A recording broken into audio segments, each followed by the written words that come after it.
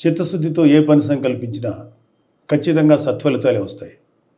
కొత్త ఆలోచన విధానాలతో ముందడుగు వేస్తే విజయం వెతుక్కుంటూ వస్తుంది. మనం చేసే పనిలో చిత్తశుద్ధి, ఆలోచనలో స్పష్టత, నవ్యత, బాధ్యత, జవాబుదారీతనం ఉంటే వెన్ను తట్టేందుకు అనుభవజ్ఞులు ముందుకు వస్తారు. ఈ మాటలు ఎందుకు చెప్తున్నానంటే, ఆంధ్రప్రదేశ్ ఉప ముఖ్యమంత్రి పవన్ కళ్యాణ్ గారు తనకు అప్పగించిన బాధ్యతలను చిత్తశుద్ధితో నెరవేర్చే శక్తి సామర్థ్యాలు పుష్కలంగా ఉన్నాయి. తను చేసే ఆలోచనల్లో ఆచరణాత్మకత, కొత్తదనం కలిగిన వ్యక్తి. అన్నిటికీ మించి తనకు వచ్చిన బాధ్యతను హోదాకి, దర్పానికి చిహ్నాలుగా భావించరు. జవాబుదారీతనంతో నిర్వర్తిస్తారు.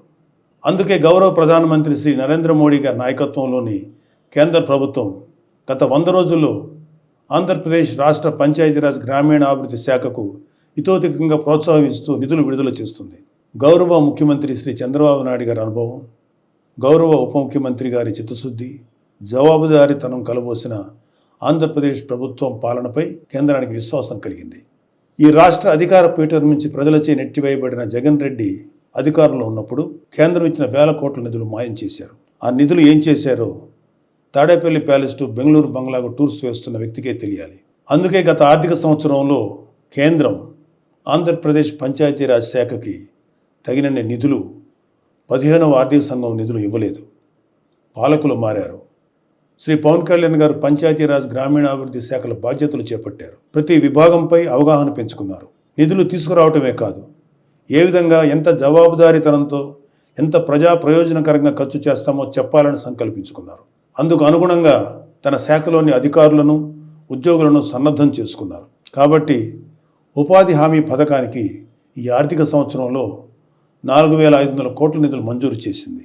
ఉపాధి హామీ పని దినాలు పెంచింది. ఈ నిధులతో 66,20,000 మందికి ఉపాధి లభిస్తుంది.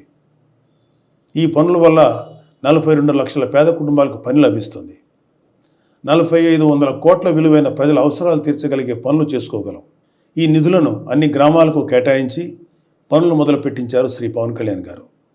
ఆ పనులు కూడా ఎక్కడో ఆఫీస్ గదులు కూర్చొని నిర్ణయించడం కాదు, ప్రజలే తమ గ్రామానికి ఏ పనులు చేయించుకోవాలో నిర్ణయించుకోవాలి.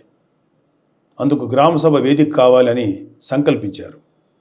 రాష్ట్రంలో 13,326 పంచాయతీల్లో ఒకే రోజు గ్రామసభలు నిర్వహించేలా ప్రణాళిక రూపొందించి అమలు చేసి విజయవంతం చేశారు. గ్రామసభ ద్వారా తీసుకున్న నిర్ణయాలకు ఒక పవిత్రత వస్తుంది. ఆ నిర్ణయానికి తిరుగుండదు. అదేవిధంగా గ్రామసభ తీర్మానంలో లేని పనులేవీ చేయలేరు. స్థానిక ప్రభుత్వమైన పంచాయతీలకు మహర్దశ తీసుకొచ్చేలాగా గ్రామసభలు నిర్వహించారు. ముఖ్యమంత్రి గారు, మంత్రులు, ఎమ్మెల్యేలు, ఎమ్మెల్సీలు, ఎంపీలు, కలెక్టర్ నుంచి ఎంపీడీఓల వరకు అందరూ గ్రామసభలో కూర్చొని ప్రజల నిర్ణయాలు నమోదు చేసుకున్నారు.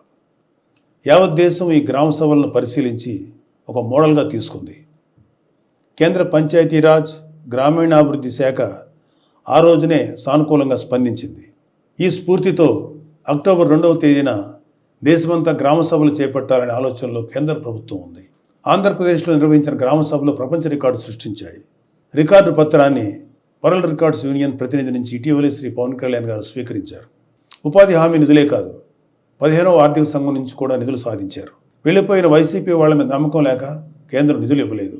పవన్ కళ్యాణ్ గారు కేంద్రంతో మాట్లాడి 1987 కోట్ల రూపాయల నిధులని కొద్ది రోజుల కిందటే మంజూరు చేయించారు.